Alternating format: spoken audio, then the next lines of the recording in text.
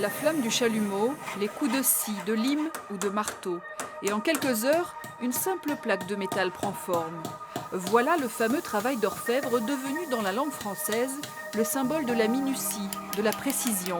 Un métier exigeant, désormais confidentiel, qui ne dispose plus que d'une seule école en France, ici à Ploërmel. Vous voulez le polir?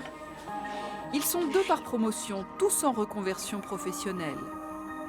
Alan, un Brestois informaticien, Louis, diplômé de génie civil en Île-de-France, intéressé par la carrosserie, Charlotte, venue de la chaudronnerie. Là, on fait du travail à la flamme, on voit un peu plus respirer la matière. Et ce que je n'avais pas forcément trouvé dans le monde industriel, où on a plus souvent affaire maintenant à des commandes numériques, on est moins proche de la matière. Claire, déjà diplômée en bijouterie, voulait aussi approfondir la connaissance du métal.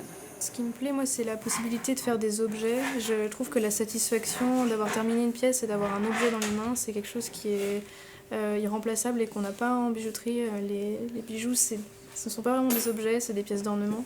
Moi, ce qui me plaît, c'est aussi le côté utile de l'objet. Des objets destinés aux arts de la table ou à la liturgie. Il n'est pas pareil. Celui-là est plus fermé, celui-là est plus ouvert, c'est ça? Ouais, Ce savoir-faire, Christophe Evelin, 5e génération d'orfèvre à Rennes, l'a acquis dans l'atelier familial. À l'époque, il n'existait plus de formation.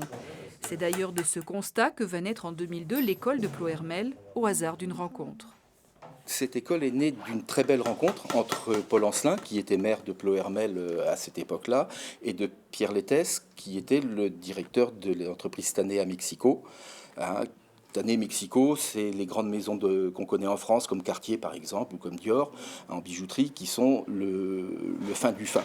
2 hommes qui décident alors d'un partenariat entre la ville morbihanaise et la célèbre entreprise mexicaine. Il y a 5 jeunes qui sont partis au Mexique pendant 3 ans. Ils ont été épaulés par les maîtres orfèvres des ateliers Tané à Mexico City. Et ensuite, ils étaient autonomes pour enseigner en France à la gare de Ploërmel. Christophe Evelin fut l'un des premiers formateurs. Il se souvient de l'inauguration il y a près de 20 ans. On trouve des formateurs, Pedro Lettès de Tané, Martha Fox, la femme du président du Mexique, qui était venue, Paul Ancelin.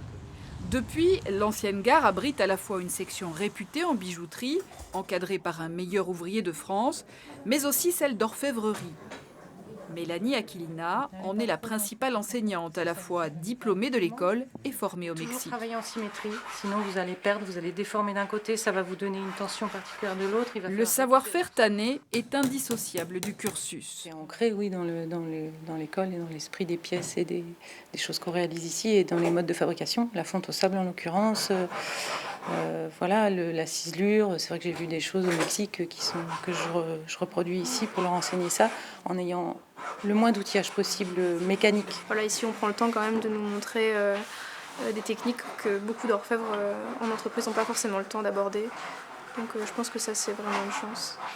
Après plus de 2000 heures de cours très individualisés et 12 semaines de stage, les élèves décrochent un CAP. Ces élèves, en sortant de l'école, ils vont rentrer dans des belles maisons, comme Puyforca, Christophe, l'Hercuis, qui sont le fleuron de l'orfèvrerie française, et ils vont fabriquer des cafetières, fabriquer des chandeliers, des bougeoirs, des plats, et également dans certaines entreprises, mais il y en a très très peu, on va fabriquer encore un tout petit peu d'orfèvrerie religieuse. Et ils poursuivront toute leur vie l'apprentissage de ce savoir-faire millénaire. Il en est ainsi des métiers d'exception.